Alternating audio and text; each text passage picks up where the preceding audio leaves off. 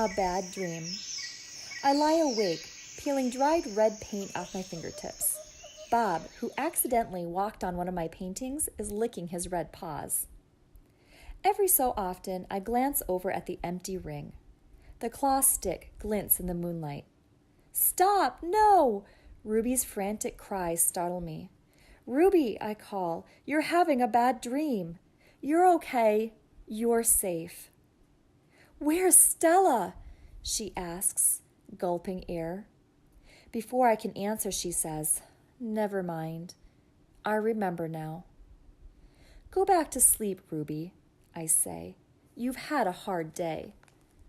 "I can't go back to sleep," she says. "I'm afraid I'll have the same dream.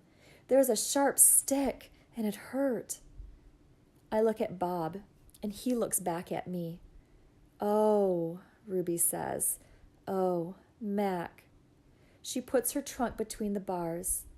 "Do you think," she hesitates, "do you think Mac is mad because I hurt him today?" I consider lying, but gorillas are terrible liars. "Probably," I finally say. "He ran away after that," Ruby says. Bob gives a scornful laugh. "Crawled away is more like it." We are quiet for a while. Branches claw at the roof. A light rain drums. One of the parrots murmurs something in her sleep. Ruby breaks the silence.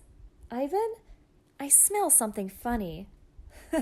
"He can't help it," Bob says. I believe she's referring to the finger paints Julia gave me, I say. "What are finger paints?" Ruby asks. "You make pictures with them," I explain. "Could you make a picture of me?" "Maybe someday." I remember Julia's picture, the one that will be worth $1 million. I hold it up to the glass. "Look, it's you. Julia made it." "It's hard to see," Ruby says. "There's not much moonlight. Why do I have 2 trunks?" I examine the picture. "Those are feet." "Well, why do I have 2 feet?" "That's called artistic license," Bob says. Ruby sighs. "Could you tell me another story?" she asks. "I don't think I can ever go back to sleep." "I told you all I remember," I say with a helpless shrug. "Then tell me a new story," she says. "Make something up." I try to think, but my thoughts keep returning to Mac and his claw stick. "Anything yet?" Ruby asks. "I'm working on it." "Ivan," Ruby presses, "Bob said you were going to save me." I search for true words. "I'm working on that too." "Ivan," Ruby says in a voice so low I can barely hear her, "I have another question." I can tell from the sound of her voice that this will be a question I don't want to answer. Ruby taps her trunk against the rusty iron bars of her door. "Do you think," she asks, "that I'll die in this domain someday, like Aunt Stella?" Once again I consider lying, but when I look at Ruby, the half-formed words die in my throat. "Not if I can help it," I say instead. I feel something tight in my chest, something dark and hot. "And it's not a domain," I add. I pause, and then I say it. It's a cage. The story. I look at the ring, layered with fresh sawdust. I look at the skylight, at the half-hidden moon. "I just thought of a story," I say. "Is it a made-up story or a true one?" Ruby asks. "True," I say. "I hope." Ruby leans against the bars. Her eyes hold the pale moon in them, the way a still pond holds stars. "Once upon a time," I say, "there was a baby elephant. She was smart and brave, and she needed to go to a place called a zoo." "What's a zoo?" Ruby asks. "A zoo, Ruby, is a place where humans make amends. A good zoo is a place where humans care for animals and keep them safe." "Did the baby elephant get to the zoo?" Ruby asks softly. I don't answer right away. "Yes," I say at last. "How did she get there?" Ruby asks. She had a friend, I say, a friend who made a promise. How? It takes a long time, but finally Ruby returns to sleep. Ivan, Bob whispers, yawning, what you said. About the zoo. How are you going to do it? Suddenly I feel as if I could sleep for 1,000 days.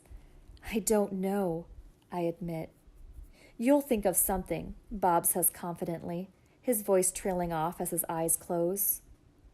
What if I don't? I ask, but Bob is already asleep. His little red feet dance, and I know he's running in his dreams. Remembering. Bob and Rumi sleep on. I don't sleep. I think about the promise I made to Stella and the pictures I've made for Ruby, and I remember it all. What they did. We were clinging to our mother, my sister and I, when the humans killed her. They shot my father next. Then they chopped off their hands, their feet, their heads. Something else to buy. There is a cluttered, musty store near my cage. They sell an ashtray there. It is made from the hand of a gorilla. Another Ivan. When morning comes and the parking lot glimmers with dew, I see the billboard on the highway. There I am, the one and only Ivan, bathed in the pink light of dawn.